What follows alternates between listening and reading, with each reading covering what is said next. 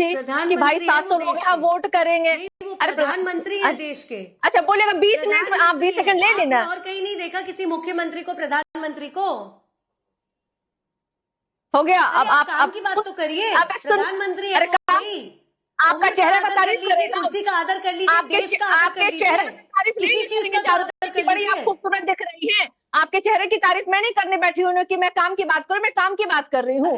और प्रधानमंत्री जी के सामने किस तरीके से चुनाव आयोग ने अपनी नैतिकता को गिराया। अभी ये मेरे ऊपर ये पर्सनल कमेंट्स क्यों हो रहे हैं और इनकी नजर मेरे चेहरे पर इतनी क्यों टिकी हुई है कि इनको और कुछ नहीं बोलना। आप मेरे ऊपर क्यों व्हाट इज दिस? आप पर्सनल कमेंट्स करेंगी बैठकर? आप मुझे बताइएगा काम की बात करना क्या होता है। अब भाजपा मैं आपकी बातों पर टिप्पणी कर रही हूँ, मेरे चेहरे पर जरूरत नहीं है। आपने मुझे ये नहीं बता सकती है कि मैं क्या बोलूँ नहीं बोलूँ। ये तो यहाँ सीधे सीधे आप सीधे सीधे देश के प्रधानमंत्री कहीं आएंगे तो लोग खड़े नहीं होंगे क्या? सिखाएंगे भारतीय जनता पार्टी के संस्कार ऐसा ही है कि गाली दीजिए भाग जाइए, यही आपकी सोच है। यही भाजपा तो गालीबाजों की पार्टी है। आपके माताओं को गाली देने वाली। जी हम बिल्कुल सिखाएंगे, क्योंकि काम की बात करने के बजाय अगर आपका फोकस मेरे चेहरे पर है तो भी मुझे चिंता है आपकी, आपके पार्टी की और अपने देश की भी। आप चाहते हैं चेहरा चमकाने की राजनीति भारतीय जनता पार्टी करती है, इसलिए चेहरे की बात भारतीय जनता पार्टी अक्सर करती है। लेकिन कभी कभी अपने गिरबान में भी झांक लेना चाहिए। नैतिकता की बात करने वाले को तो नैतिकता से कोई मतलब ही नहीं है। अपनी बातें नहीं सुनी, नैतिकता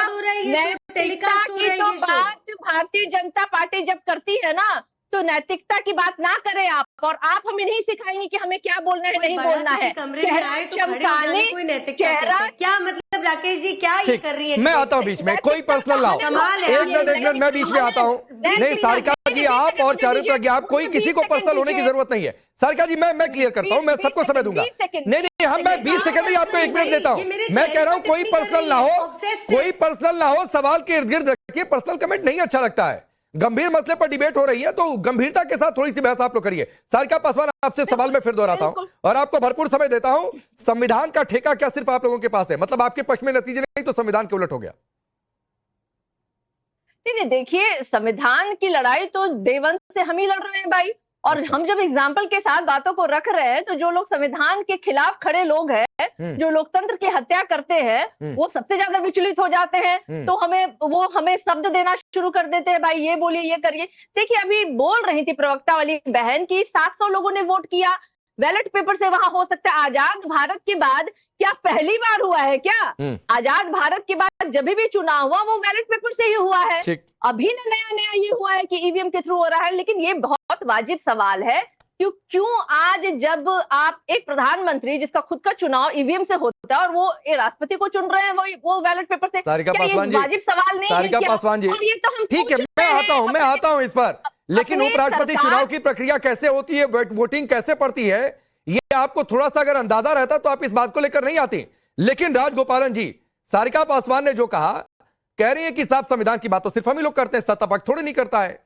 यानी सत्ता पक्ष जो भी करेगा ये कहेंगे उस संविधान के खिलाफ है। ये इनकी अपनी परिभाषा संविधान को लेकर। दूसरी बात है कि ईवीएम वाली बातचीत प्रायोरिटी के हिसाब से वोटिंग करनी होती है तो कैसे? और दूसरी बात की जो नंबर्स वाली बातचीत कही चारू प्रज्ञा ने कि ठीक है भाई यहां तो 700-800 लोगों की ही वोटिंग होनी है। पांडे जी मैं एक चीज बताना चाहता हूं, सीपी राधाकृष्णन तमिल का है, मैं भी तमिल का हूं, 120 वोट में जीतेगा। ये बिल्कुल इंडिया अलायंस का मुंह काला हो जाएगा। दूसरा चीज, मिस्टर जगदीप धनखड़ ने अच्छा हो गया इस्तीफा दे दिया, क्योंकि वो नरेंद्र मोदी सरकार का टॉपल करना चाहते थे। अरविंद केजरीवाल, चंद्रबाबू नायडू, मनोज झा इत्यादि, संजय सिंह पोन इसका मिल करके नरेंद्र मोदी ठीक टाइम पर जग गया। नहीं तो मिस्टर जगदीप धनखड़ हंगामा करने वाले थे, ये कांग्रेस को हाथ दिला रहे थे। एफआईआर फाइल करने के लिए एक जज को घर से 100 करोड़ रुपया मिला है। ये मिस्टर जगदीप धनखड़ ने पार्लियामेंट में एक कमेटी डाला था, इसको ऊपर कम से कम 5-6 बार महीने में बहुत हंगामा हो गया। नरेंद्र मोदी का सरकार को टॉपल करना चाहते थे लालू यादव को साथ मिल करके, मुलायम सिंह यादव बेटा अखिलेश यादव को मिल करके। इसीलिए आ रहा हूँ चंद्रमोहन जी, आ रहा हूँ। ये सच वो है जिसका जवाब भारतीय जनता पार्टी के नेताओं को देना चाहिए। बीच में नहीं बोलना भाई, बीच में नहीं बोलना, चुप रहो। अच्छा, दूसरी चीज, आरजेडी प्रवक्ता ने बोला बैलेट पेपर के बारे में। पांडे जी, आपने पिछले 5-6 साल से कभी बैंक में जाकर के नोट को इस्तेमाल किया? सारा डिजिटलाइज हो गया है, दुनिया 6G में गया है, आर्टिफिशियल इंटेलिजेंस जा गया है। आरजेडी कल मिस्टर इलेक्शन कमिश्नर ने खड़े हो गया करके इसको गुस्सा हो गया। कल सवेरे मिस्टर सुदर्शन रेड्डी ने मिस्टर लालू प्रसाद यादव से गल्ला मिल रहे थे। ये क्या स्वादिष्ट है? जिसने 2 बार कन्विक्ट हो गया है, ये क्यों गल्ला मिल रहा है? नरेंद्र मोदी प्रधानमंत्री है, ये चीज बोलना चाहिए, जवाब देना चाहिए। ये लोग राहुल गांधी का जवाब देना चाहिए। पत्रकार को जाकर के बीजेपी में जान के कितना हिम्मत पड़ गया क्या उसको? ठीक, बीजेपी का बीजेपी से क्यों डर रहे मिस्टर राहुल गांधी? आप तो डरो मत बोलते हो, सब जगह पर आग लगाऊंगा, आग आग आग बोल रहे। ठीक है, किधर लगा है अभी? ठीक है, आग लगाने की कोशिश किया, नहीं हो पा रहे। ठीक है, चलिए चंद्रमोहन जी, इतना आ गया राहुल गांधी का नाम, एक छोटा रिप्लाई करिए। आग किधर लगी है ये पूछ रहे हैं। देखिए, आग जहां लगी है, अभी इन्होंने खुद बता दिया कि आग बिल्कुल भारतीय जनता पार्टी के शीर्ष नेतृत्व के पास लगी हुई थी, जगदीप धनखड़ के लिए। जो सच भारतीय जनता पार्टी के नेता नहीं बोल पाए थे, क्या सच वो आज आपके चैनल के ऊपर एक देश के व्यक्ति ने बताया, जो क्या सच है, क्या सच है? डर के कारण भारतीय जनता पार्टी आज क्या सच है? उपराष्ट्रपति के इस्तीफे की बात को कबूल नहीं कर पा रही। क्या सच है, बताइए क्या सच है? की जनता के सामने नहीं दे पा रही। जो आप के डिबेट के अंदर क्या सच है? बोला, रिपीट करिए, क्या सच है? बुलाए हुए आपके गेस्ट ने बोला। अरे क्या सच है, रिपीट करिए जी। आप ही के बुलाए हुए आपके तो मैं आपसे सेकंड करवाना चाह रहा हूँ, रिपीट करिए, फिर सुनना चाह रहा था। जिम्मेवारी लेता हूँ बोलने के लिए आपका कि आपने अपने चैनल में, अपने शो में, अरे आप बोलिए तो रिपीट तो करिए, बताने की कोशिश चंद्रमोहन जी रिपीट तो करिए, दबाने के लिए भारतीय जनता भाई रिपीट तो करिए। शीर्ष नेतृत्व चुने हुए ऐसे नेता का बहिष्कार करता गया और उसको रिपीट तो करिए, रिपीट तो करिए, बल और दल बल के प्रयोग के साथ। अरे रिपीट तो करिए, साबित होती है आज आपके डिबेट में। अरे रिपीट तो करिए, क्या कहा? अरे मैंने क्यों रिपीट करनी? क्यों? मैंने तो जो उन्होंने बात करी, मैंने अपनी साजिश वाली बात आप रिपीट नहीं करेंगे।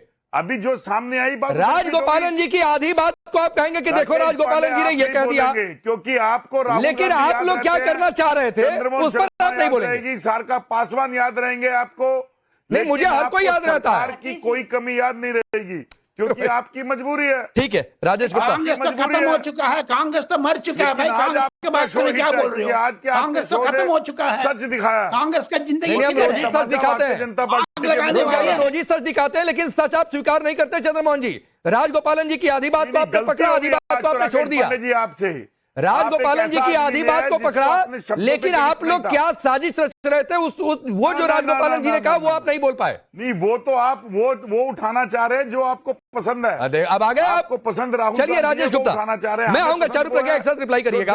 राजेश गुप्ता जी, राजेश गुप्ता जी, जो 400 की बात पिछले साल चुनाव में हुई थी, 24 के चुनाव में, वो 400 का दम तब तो नहीं हो पाया, लेकिन एक नंबर थे दोनों सदनों को मिला के, और उसके सहारे बीजेपी कह रही है कि इस बार पिछली बार से बड़ी जीत होगी और 400 का असल दम अब की पता चलेगा।